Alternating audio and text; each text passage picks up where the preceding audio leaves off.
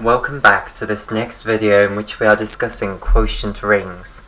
Okay, so we've now defined addition in our quotient ring, and we've proved that this definition of addition is well defined, i.e. that it does always have just one answer. So if you take one coset A bar and want to add it to another coset B bar, there's only one answer to that. That's what we've proven so far.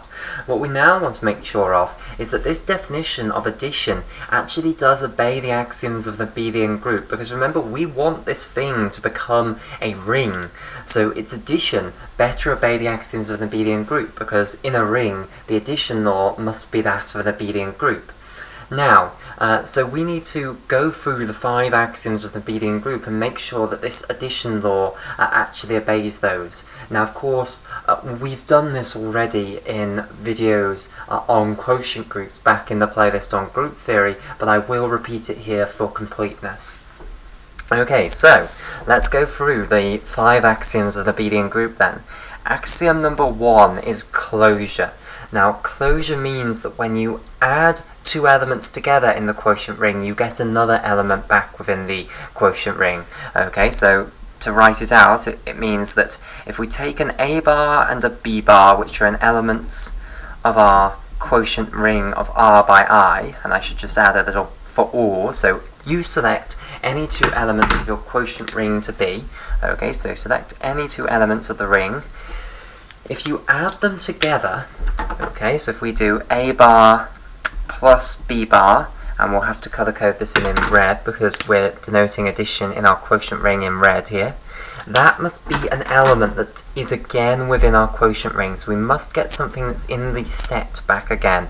Okay, you can't suddenly end up with something that's outside of the quotient ring. Now, why is that going to be the case? Well, it's pretty trivial. Okay, we will always get another coset as our answer. Remember, the way we've defined A bar plus B bar is you take a representative from A bar, you take a representative from B bar, you add them together in the original ring, so with green addition here, and you take the coset that contains that answer. Okay, A plus B, these 2 representatives added together in the original ring with the green addition here, that will always be some element of the original ring, and every element of the ring will be in a coset. So, you know, this will always work. You will always end up with a coset back again. You can't not end up with a coset back again. So closure is pretty easy here. Okay, just by looking at the definition, we can see that it's going to be closed. You're not suddenly going to end up with something that isn't in the quotient ring. Okay, so closure we can tick off. Axiom number 2 is associativity. So this refers to adding together 3 things in the ring. So if we consider, and I'll put for all 3 cosets that you can pick, A bar, B bar, and C bar, that you can pick from the quotient ring. So you pick whichever A bar, B bar, and C bar you wish from the quotient ring. It must be the case that if you want to add these 3 things together, it doesn't matter where you put the brackets. Okay, so you can consider what these 3 things added together are equal to. So A bar plus B bar plus C bar. Now, of course, our addition law only defines addition of 2 things as it stands. So to actually work out how to add 3 things together, you have to reduce it into adding 2 things at any one time by putting brackets in place. I'll just color these addition signs in red here.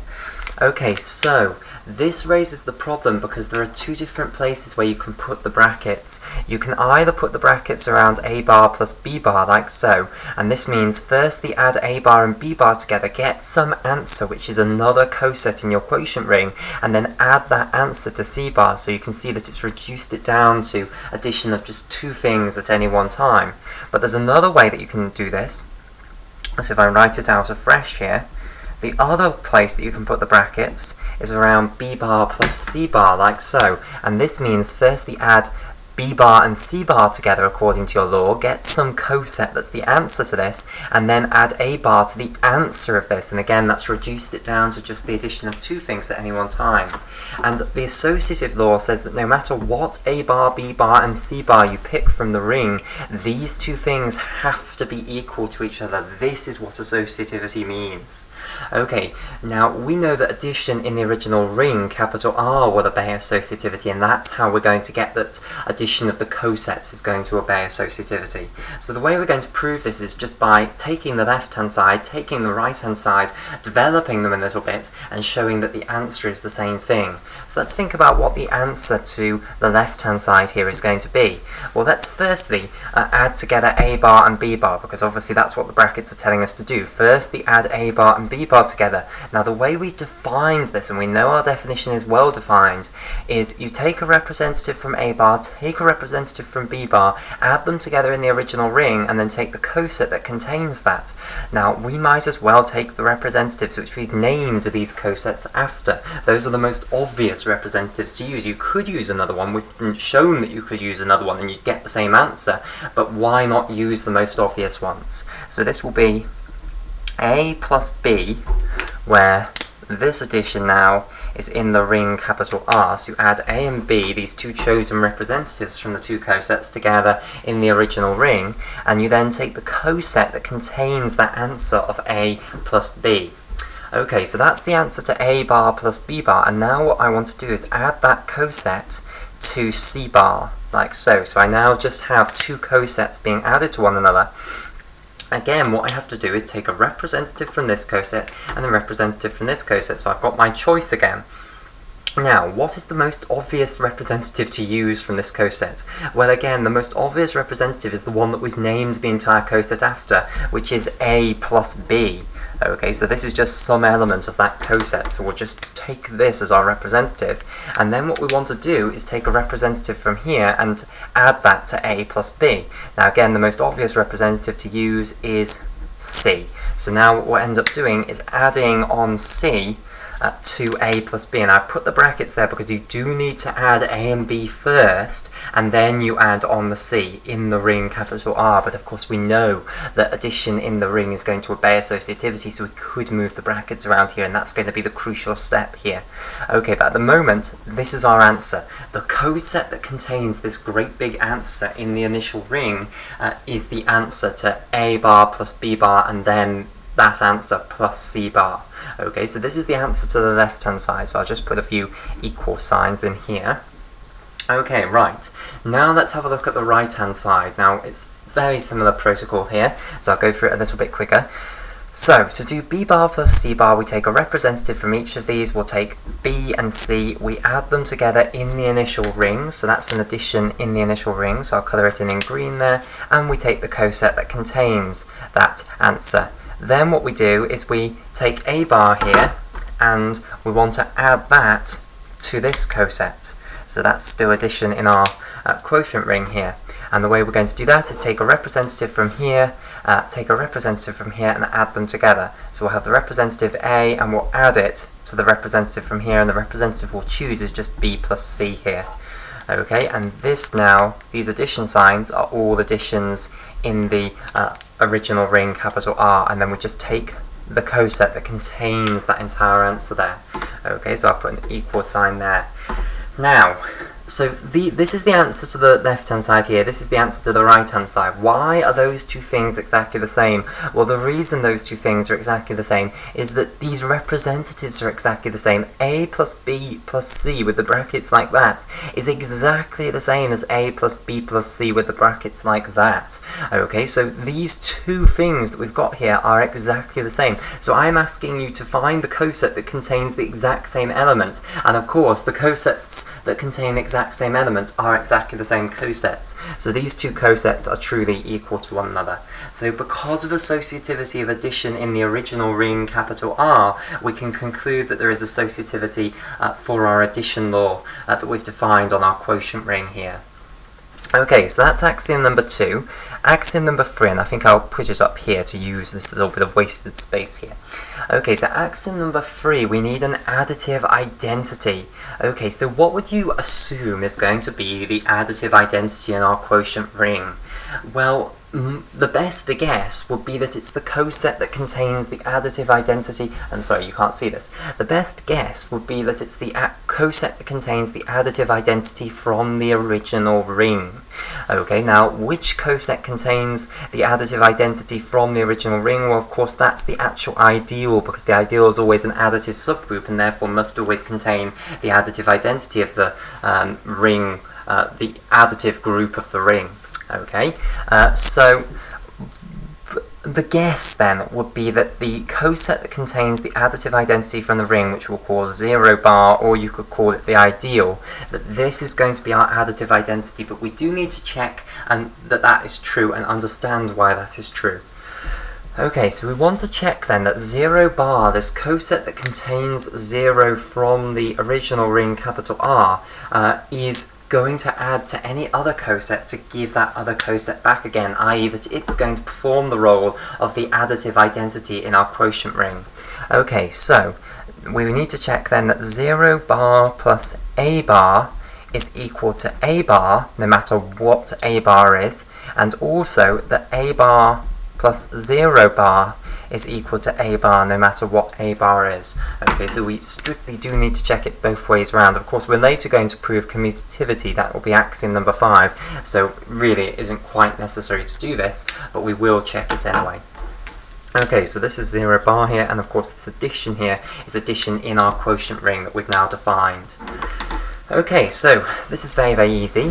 So we want to add these two things together. How do you do it? Take a representative from here, take a representative from here. Now, you could pick any representative, but what is the most obvious representative to take from 0 bar? Well, of course, it's take the additive identity which is an element of that coset. Why would you pick anything else? We know that the addition is well defined, so the answer will be the same no matter what representative you take. So why not pick the easiest representative to actually draw conclusions about? You can do it by taking another representative. You'll just have a much more difficult time actually proving what we want to prove. It will still work, I promise you that. We've proven it with well definition here.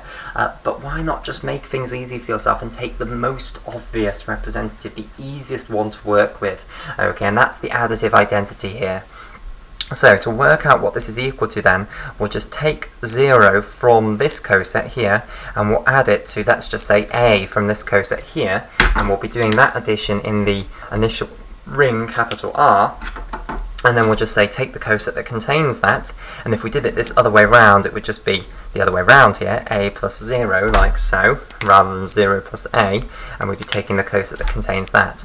But we know that because 0 is the additive identity in our initial ring, it will add to A either way round just to give A back again. So we'll just be looking at the coset that contains A, i.e. we'll just get A bar back again in both of these cases, and that goes no matter what A bar actually is equal to. It could have been whatever coset you liked in the quotient ring. Okay, so that's how we can prove that there is an additive identity, and indeed we know exactly which coset in the quotient ring is going to be the additive identity. It's the one that contains the additive identity from the initial ring. And as I say, we don't need to worry about what if you choose a different representative, because we've already shown well definition. That's why I did that one right at the start, because then we don't need to worry about it here. We don't need to worry about the fact that you could have picked a different representative here, and will it change the answer? The answer is no, because we've already proven well definition.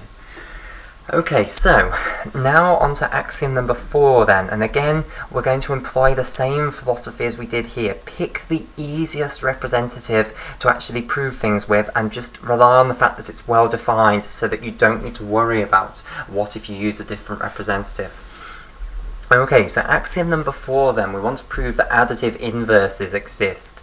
Okay, so what I need to prove is, for all A bar that we have in the quotient ring, so you pick any coset you like from the quotient ring, I want to prove that there also exists an additive inverse for this. So what do I want to prove? I want to prove that there exists what we'll call negative A bar, but this is just notation. Okay, it's just notation for the additive inverse of A bar, okay, which is also an element of the quotient ring, such that the two of them can add together either way round, so A bar plus negative A bar, and the other way round, so negative A bar plus A bar, like so, and they'll give the additive identity always, so 0 bar I should put there. Okay, so just to colour a few things in here, these additions are obviously in our quotient ring here, so they'll be coloured in red.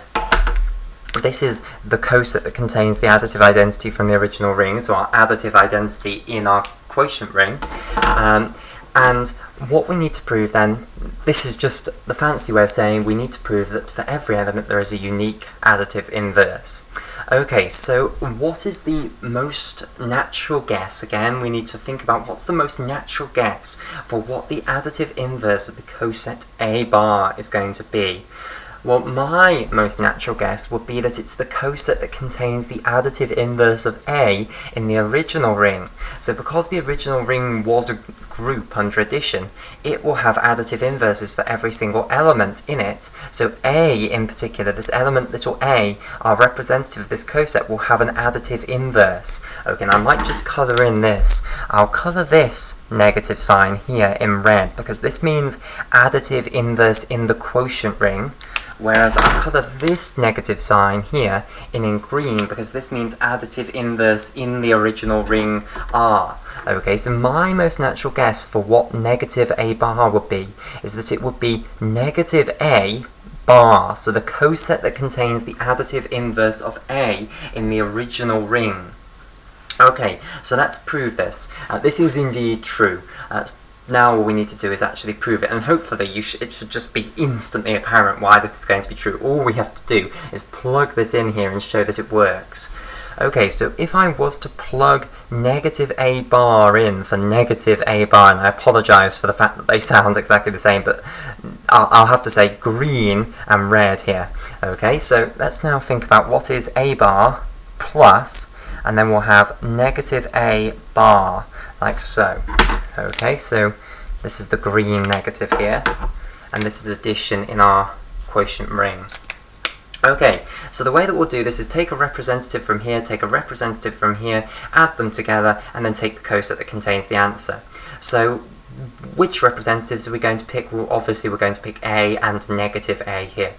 And if we add those together in the initial ring, capital R, so if we do A plus negative A, like so, where this is now addition in our initial ring, and this is the additive inverse in our initial ring, capital R, and we take the coset that contains that, okay, well, when we add those two things together, we're just going to get the additive inverse back again from our initial ring, so we'll end up with this being the coset that contains the additive inverse. Okay, we will end up with 0 bar, the additive identity in our quotient ring. Okay, so this has worked perfectly, and I hope you can appreciate that if we did it the other way around, we get the exact same result, because if you add negative A to A the other way around, it will give 0 again, because it's the additive inverse in the initial ring, capital R. Okay, so this works as well, so it does work. So the additive inverse then of a coset A bar is just the coset that contains the additive inverse of A from the initial ring, capital R. And again, you might say, but I could have picked any representative from here. How do we know that they all give the same answer? Well, we do. You don't need to worry about that because we've already proved well definition. Okay, so we can pick the easiest representative to use, the one that gives the most obvious answer. If you wish, you can use a different representative. It just makes it harder work, so why not use the most obvious representative and use the fact that we've already proved well definition so that we don't have to worry about other representatives potentially giving different answers, because they won't.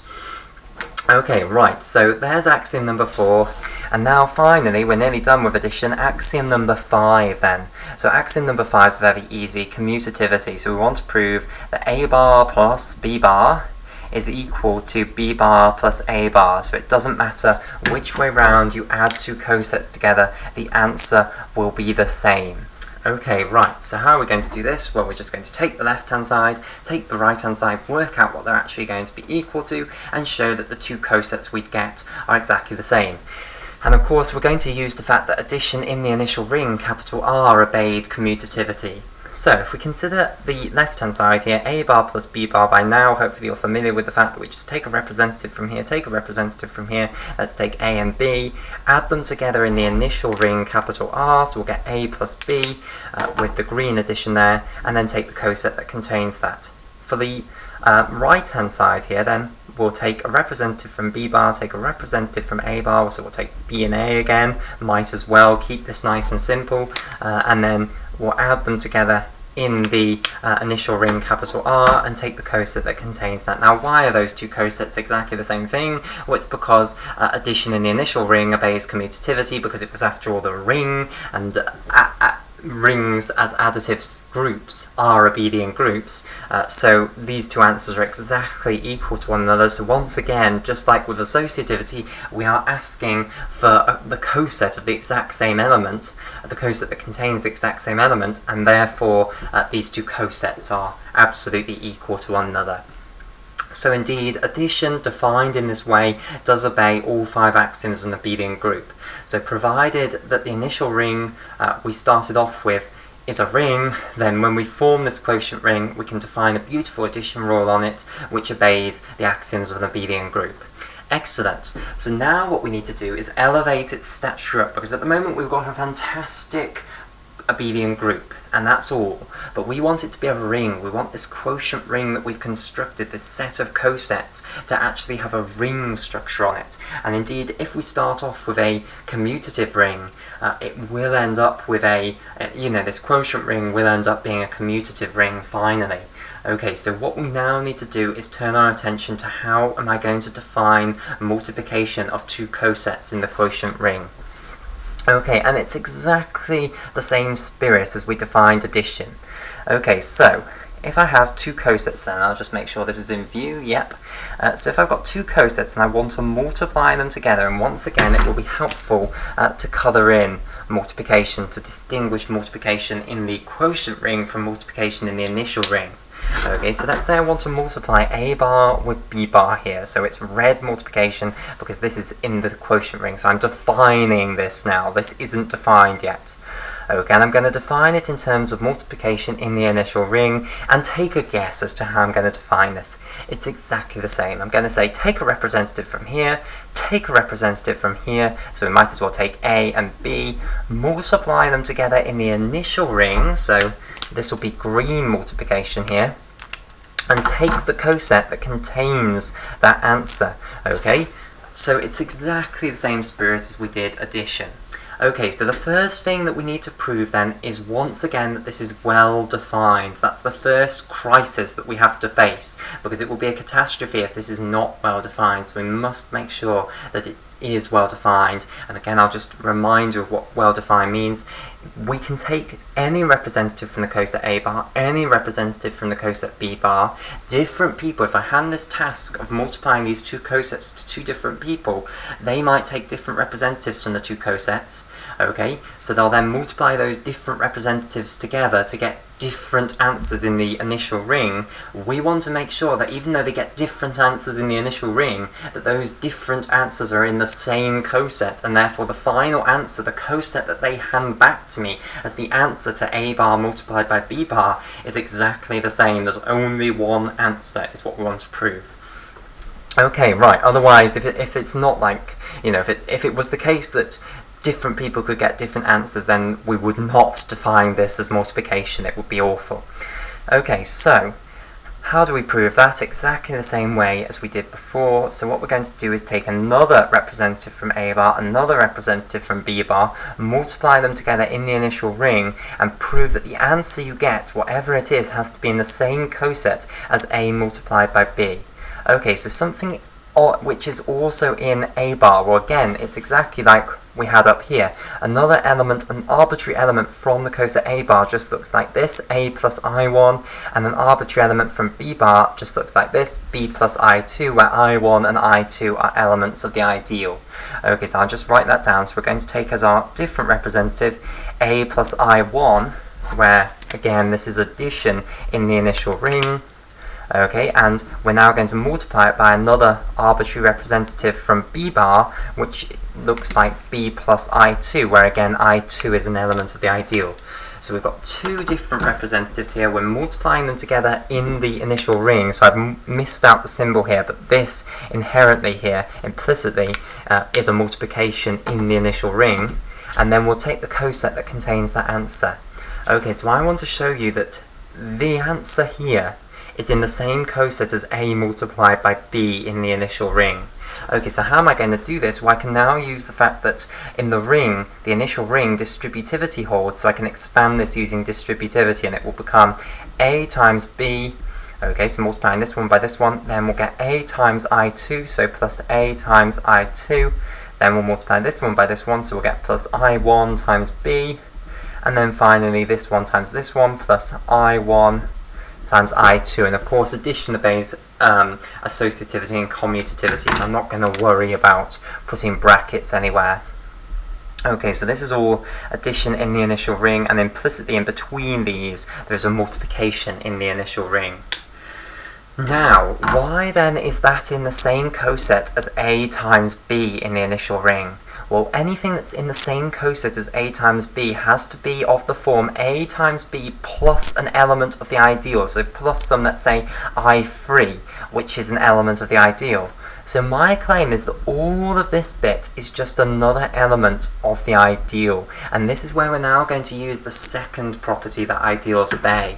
Okay, and we haven't seen the use of this property yet, but now it's suddenly going to become important. So remember, the second property that ideals obey is that they are closed under multiplication by the outside ring. Okay, so multiply any element of the ideal by any other element of the ring, you'll get another element of the ideal back again. Okay, now, A times I2. A is some element of the ring, an arbitrary element of the ring. I2 is an element of the ideal, so A times I2 is an element of the ideal because of closure under multiplication of the ideal. Again, the same is true for I1 times B, it's just the other way around, but of course we know that multiplication in our initial ring is commutative, so that doesn't matter. So these two things are both elements of the ideal. And then we've just got two elements of the ideal multiplied together. Of course, that's also going to be back in the ideal. The way that you can see that is just imagine calling one of them an element of the ring and one an element of the ideal, and of course then it will just be an element of the ideal. Okay, so don't let that confuse you. And then we're just adding together three elements of the ideal. Well, it's an additive subgroup, so it's closed under addition, so we'll end up finally with an element of the ideal. So all of this is just a complicated looking element of the ideal. We could call it I3. Okay, so indeed we do have something of the form A times B plus just an element of the ideal. So this other thing we've managed to end up with here is just exactly in the same coset as A times B. So these two things are the same coset. Okay, so A times B bar is the same coset as A plus I1 times B plus I2 bar. They're exactly the same, and that's why it's well defined. It really does not matter which representative you choose from these two cosets to actually multiply together. Okay, so I think we will have a break there, and in the next video what we'll do is go through the axioms that multiplication needs to obey in order for it to be considered a ring.